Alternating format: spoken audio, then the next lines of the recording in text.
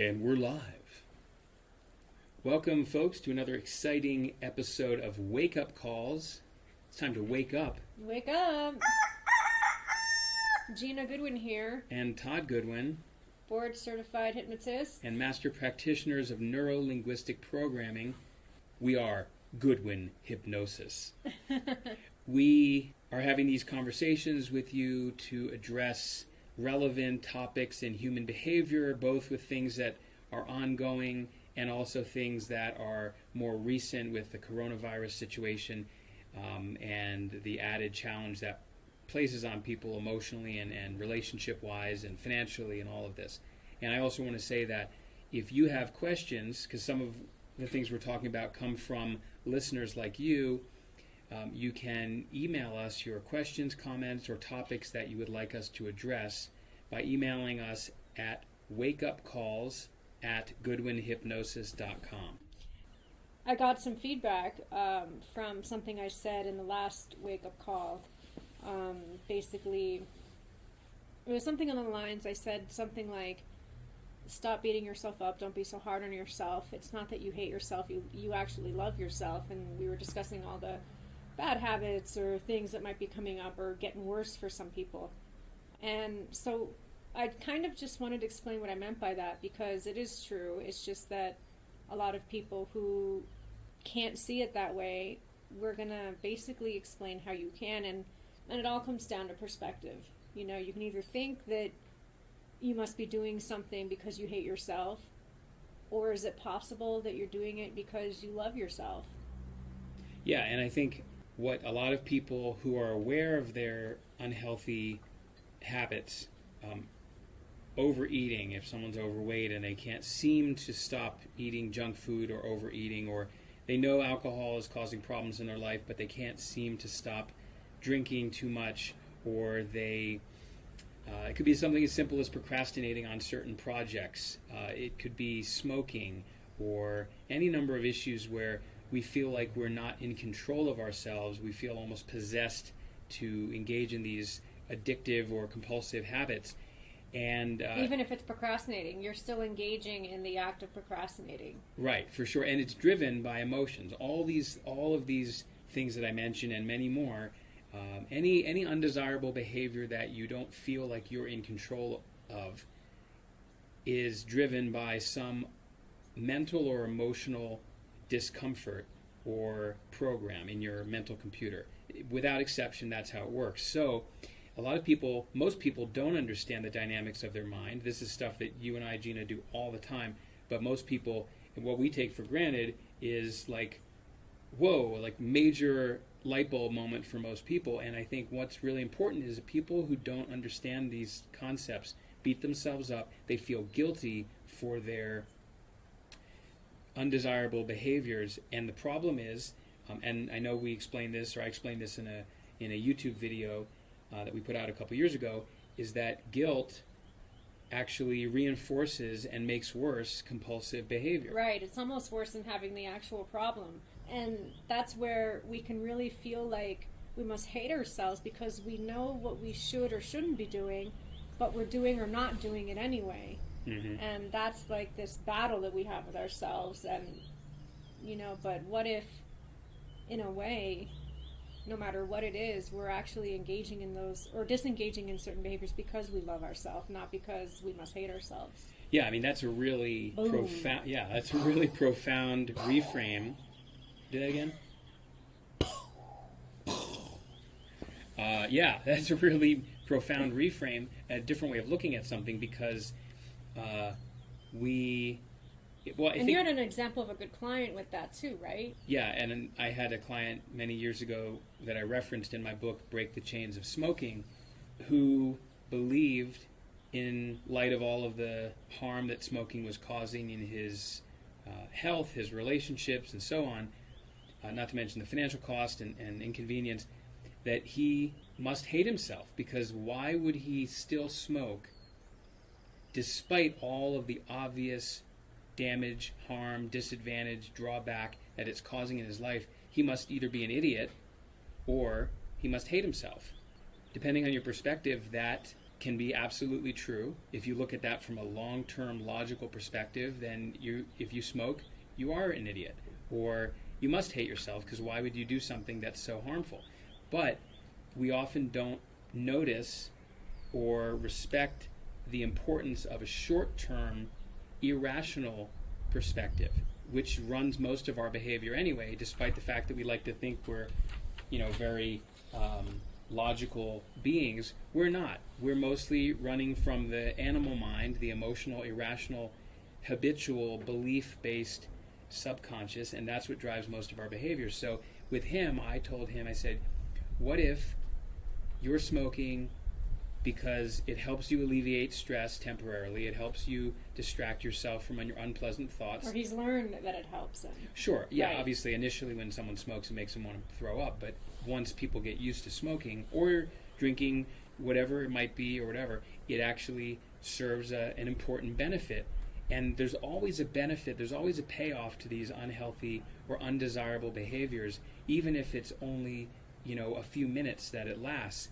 It's relevant to the mind, it's important, and if we haven't learned healthier ways to deal with our emotional challenges, then we're going to make use of unhealthy ways. So I told him, I said, what if, despite the long-term harm that it's doing, what if you're smoking, not because you hate yourself, but because that part of you that is telling you to smoke is doing it so that you don't have to suffer with anxiety or with your temper and all these other issues that were very important to him to manage. And so smoking got him through that minute or that hour.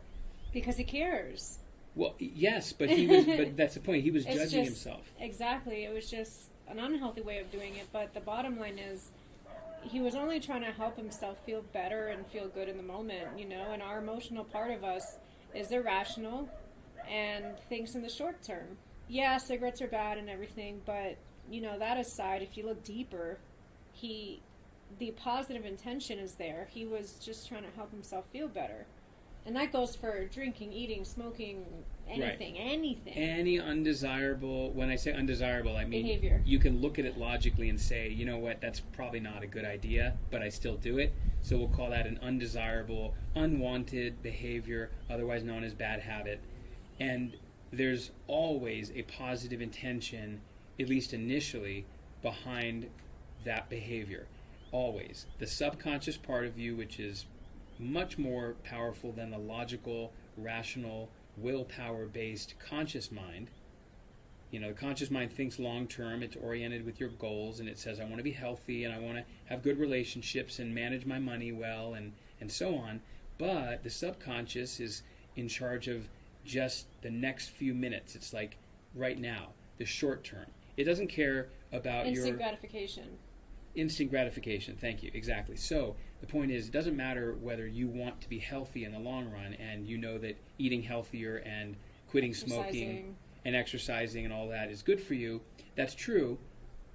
And from the subconscious perspective, it may be that eating that cheesecake or sitting there and watching TV instead of exercising or having a pack of cigarettes sounds like a good idea. Sounds like a good idea because, and I know we mentioned this in the previous wake-up call, that behavior helps you to feel better for the moment, and it does it through a couple different ways. One can be it temporarily alleviates discomfort.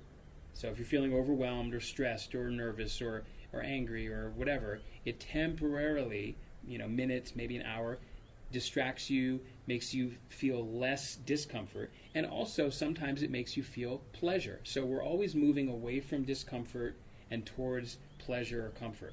Having ice cream, both temporarily. I mean, I know, you know the story, Gina. When I was in college, I remember, I gained a good amount of weight because I was eating like a gallon of ice cream twice a week. Oh, that sounds amazing, but it also sounds like a nightmare. I know. I mean, I can't. I feel sick even thinking about how much I ate. But the point is, fortunately, I didn't drink much and alcohol, and most of my problems were ice cream, pizza, soda, typical college vice, stuff. Whatever you want to call it. Whether it's having a drink, having ice cream, having a smoke. Exactly. But the thing is, I was so unhappy. Yeah. And the reasons are irrelevant because my life really wasn't that bad, but in my mind, my perspective, my perception was that my life sucked. I was overwhelmed. My grades and social life were bad. I was getting sick frequently because my immune system was down, probably because of the stress and the poor eating habits. You might have been homesick too. Yeah, it may have been. It's just that all of that together made me feel emotionally overwhelmed and uncomfortable, and the only reliable cure, however temporary, was Baskin-Robbins ice cream. So I would eat my, chocolate mint and chocolate chip ice cream, and it made me feel better until I realized half hour later, when the sugar high went away, that the pleasure went away, the distraction was gone, and then I realized, oh shit, I just gained another pound. Did it again. Yeah, and I gained it, and I remember looking at myself in the mirror without my shirt, and I saw this big chunk of fat in my midsection. And, fortunately I made a lot of radical changes, and that's what ultimately led me to this being a hypnotist. But I ended up losing the weight and getting much healthier over the next year. It's just that if I had understood these concepts then, if I had known back then my future self, I could have overcome these issues in, days or weeks and not, months. So the important thing, what we're both communicating here, is that the better you understand yourself and why you're doing the things you're doing, and the more easily you can have some compassion for yourself and realize that you're not stupid, you're not self-destructive, you're not an idiot, you don't hate yourself, unless you only look at it from a long-term perspective. For me, in my case, from a long-term perspective, of course I was being stupid. I was, and irresponsible. I was gaining weight, I was eating shit. But from a short-term perspective, I was caring for myself by preventing overwhelm and overload. By eating that ice cream, by having that pizza, I made myself feel a little better, which kept me from, imploding. So in the short term. In the short term, and that's the problem, because because it doesn't really fix anything. We have to keep doing it again and again and again, and that's why people are 100 pounds overweight. And after that high wears off, like you mentioned, the sugar high in your case, and that was a definite case of it's not what you're eating, it's what's eating you. You probably felt guilty, ashamed of yourself, so embarrassed when you were holding your stomach fat, looking at yourself in the mirror, jiggling it all around. Definitely ashamed, for sure. Yeah. What happened, like you said, that drives compulsive behavior. It's almost worse than having the actual problem. It's what's driving it anyway to begin with. And so because you felt guilty and beat yourself up about it and you were embarrassed and you were ashamed, it just made that alone, when people feel guilt or shame or embarrassment, those are really heavy emotions. And for sure. You're going to be driven to do something to make yourself feel better ASAP. For sure. Well, actually, and you and I have both seen many people over the years with, weight issues or eating habits problems, and they overeat and so the point is with this is they're already feeling uncomfortable. They're already feeling bad on some level. So they've developed the habit of eating, using that as an example. They feel better a little bit temporarily, but then they realize once again they did it. They ate the cake, they ate the bag of chips, they ate the chocolate, they ate, in my case, was the ice cream. And it's like, okay, well, now I'm an idiot. Now I've just made my situation worse. And then the guilt causes them to feel bad, which then says, their subconscious says, hey, I'm feeling bad again. Yeah. It's like, I'm feeling bad again. What can I do to feel better? I know, let's eat something. But wait, I just ate something a half hour ago. I know, but I'm really feeling bad. So if you want to know more about the whole eating habits part, we'll get really into detail with that in another wake-up call coming soon. And you can send us an email with, if you have a topic you want us to address, comments, questions. wakeupcalls@goodwinhypnosis.com. And if you feel that you need more help or you want to work with us one-on-one, we are seeing people remotely for a wide variety of issues, mostly focusing on stress and anxiety and resulting habits. You can visit goodwinhypnosis.com to learn more. Have a nice day. Stay well.